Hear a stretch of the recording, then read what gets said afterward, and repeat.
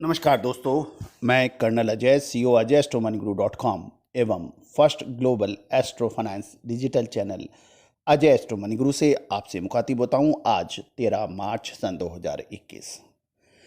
दोस्तों, financial astrology संभवतः विश्व में एकमात्र तरीका, साधन या टूल है जो आपको अग्रिम विश्लेषण, अनुसंधान कर अपनी जानकारियां आप तक पहुंचाता है, चाहे वो शेयर बाजार हो या फिर कमोडिटी बाजार या फिर करेंसी बाजार हो। विशेषकर मानसून और एग्रो जीन्स के ऊपर उत्पादन और उसमें होने वाली बड़ी तेजी और मंदी का सटीक विश्लेषण और अनुमान फाइनेंशियल एस्ट्रोलॉजी के माध्यम से लगाना संभव है, जो कि हम लगातार आपको पिछले 2 दशक यानी लगभग 22 साल से लगातार आप तक पहुंचा रहे हैं। देश के लगभग सभी इलेक्ट्रॉनिक एंड प्रिंट मीडिया, चाहे वो जी बिजनेस टीवी हो या फिर CNBC हो या फिर मार्केट टाइम्स जैसा डिजिटल चैनल हो, उन सभी के माध्यम से हम आपको अपनी बात पहुंचाते हैं। इसके अतिरिक्त हमारा विशेष डिजिटल चैनल अजय एस्ट्रोमनीगुरु आपको लगातार शेयर बाजार, कमोडिटी बाजार और एग्रो जीन्स के ऊपर अपडेट देता है। यदि आपने हमारा चैनल अजय एस्ट्रोमनीगुरु यदि सब्सक्राइब नहीं किया है तो आप इसको सब्सक्राइब अवश्य कर लें, क्योंकि आपको टाइमली नोटिफिकेशन तभी मिल पाएगा तब आपने इसको सब्सक्राइब किया। ये बिल्कुल निःशुल्क है, बिल्कुल आप इसमें कोई आपको शुल्क नहीं है। याद रखिएगा दोस्तों, एक सही टाइमली जानकारी आपको मुनाफे को बढ़ा भी सकती है और आपका मुनाफा यदि टाइमली आपने अपडेट नहीं लिया या एक्शन नहीं किया तो आपका मुनाफा नुकसान में भी बदल सकता है। तो दोस्तों, आज के इस विशेष एपिसोड में हम चर्चा करने वाले हैं पूरे विश्व का सबसे महत्वपूर्ण खाद्य तेलों में से एक सोयाबीन एवं भारत के लिए बहुत महत्वपूर्ण खाद्य तेल सरसों यानी मस्टर्ड ऑयल, इसके ऊपर हम चर्चा करने वाले हैं। सोयाबीन पूरे विश्व में खाद्य तेलों में सबसे अग्रणी माना जाता है और भारत में भी soybean, crude palm oil, sunflower oil और सरसों प्रमुख खाद्य तेलों में माने जाते हैं। यदि हम सोयाबीन पे बात करें तो मध्य प्रदेश पे हमारी नज़र अक्सर सोयाबीन के उत्पादन पर रहती है, क्योंकि सोयाबीन मध्य प्रदेश की फसल मानी जाती है और किसान एवं कारोबारी सोयाबीन पर मध्य प्रदेश पर सबसे अधिक नज़र या ध्यान रखते हैं।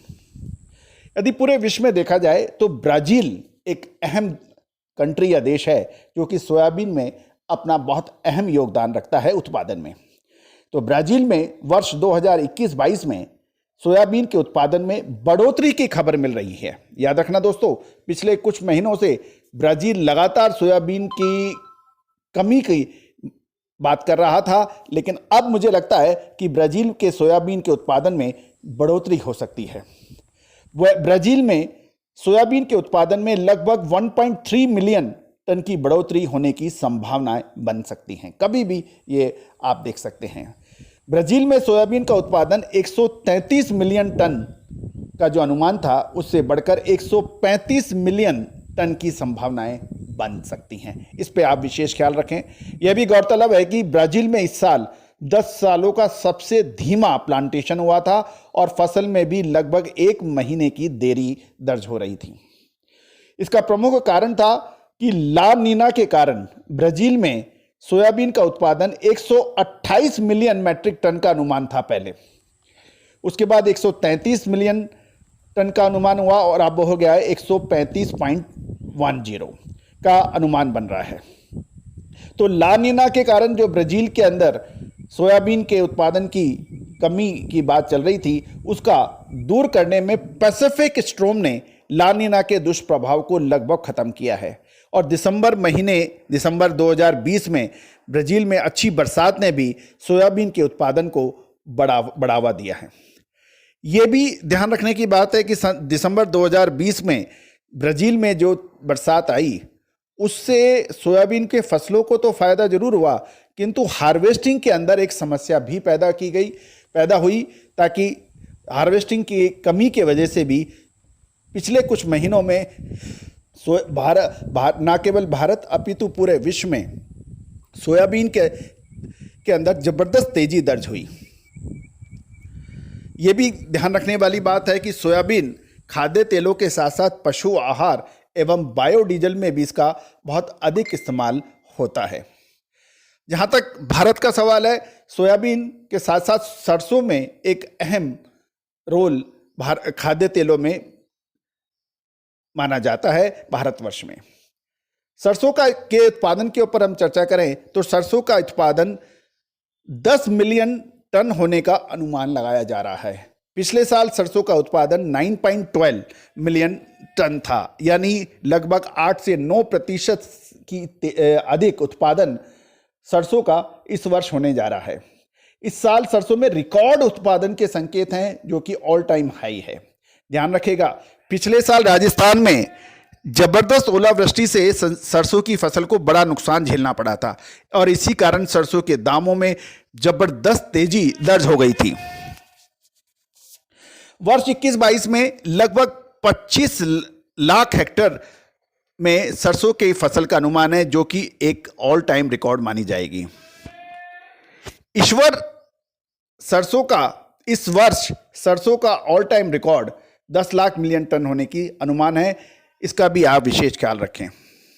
अब एक यक्ष प्रश्न, क्या रिकॉर्ड उत्पादन के बाद भी खाद्य तेलों में तेजी बरकरार रहेगी या फिर एक बड़ी मंदी आ जाएगी? ये एक अहम प्रश्न है। दोस्तों, इस को हम लोग अपडेट करते हैं।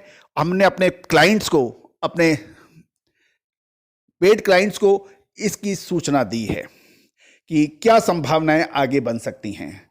यह भी ध्यान रखने की बात है, भारत में खाद्य तेलों का आयात लगभग 60% से अधिक है।